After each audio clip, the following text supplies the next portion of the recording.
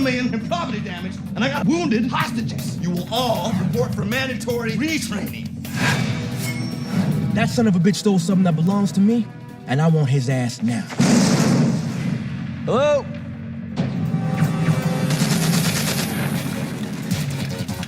Jesus Christ.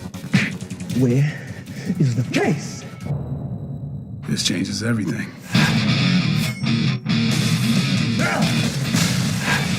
We're gonna do what we always do. Take care of business. You're wasting my time.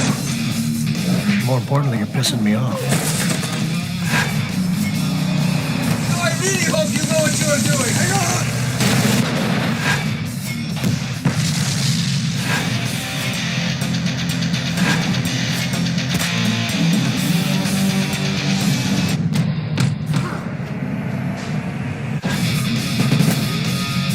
But you can't hide, sunshine. Oh, shit.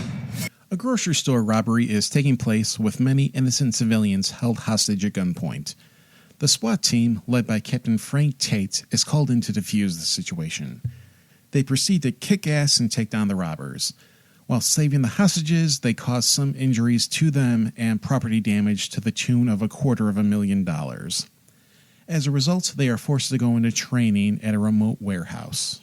Just before Tate's team arrives at the warehouse, members of rival mobs encounter one another. On one side, you have the Italian mob.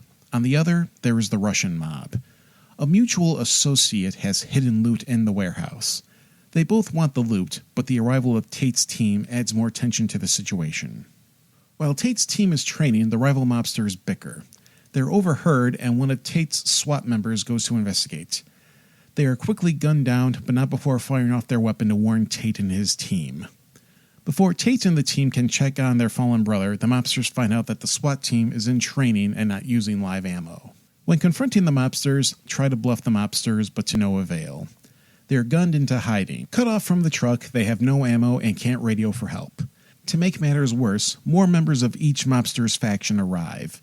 Outnumbered and outgunned, Tate and his crew need to be resourceful for their own survival. Out of the 5 films I've seen for this episode, Tactical Force may be the most comedic of this batch.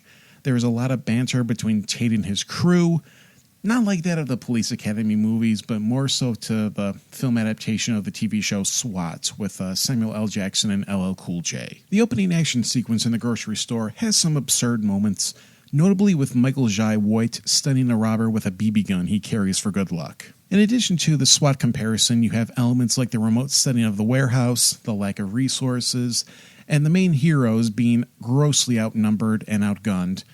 This recalls the Christmas classic Die Hard. I don't care what Bruce Willis thinks, Die Hard is still a Christmas movie. Austin gets to show some personality in this film, which was sorely needed by this point in my viewing sessions for this episode. Austin has a great sense of comedic timing and cadence in telling a story.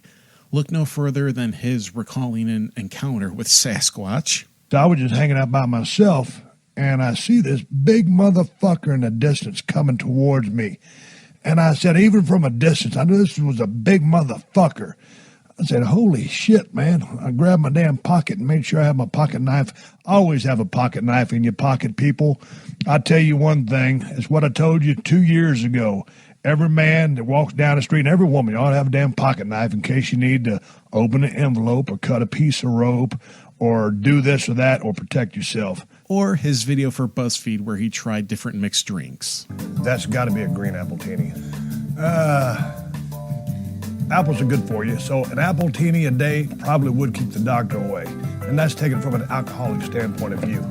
I'm done with this drink. I would like another, please. Austin shares some funny moments with the other cast, and this puts the film above the others I've seen. Michael Jai White plays SWAT Sergeant Tony Hunt. This film is a treat since we get to see him take down some jabronis with his martial arts and acrobatic skills. From what we see on film, White is having a good time with the cast in the action sequences. Yet, according to IMDb trivia, he was not happy with the finished product. Lexa Doig and Steve Bakich round out Tate's team. Doig made a nice career for herself, appearing in prominent sci-fi programming like Andromeda and Stargate SG-1. She was also in Jason X as Rowan, the main female protagonist. Talk about a callback that goes all the way back to episode 2 of this podcast. Geesh, time flies. Bogich had a steady career, but X-Men fans will remember him for his blink and you'll miss it appearance as Dr. Hank McCoy in X2 X-Men United. Actor stuntman Peter Kent plays the head of the Russian backup. He's made a living as the stunt double for Arnold Schwarzenegger.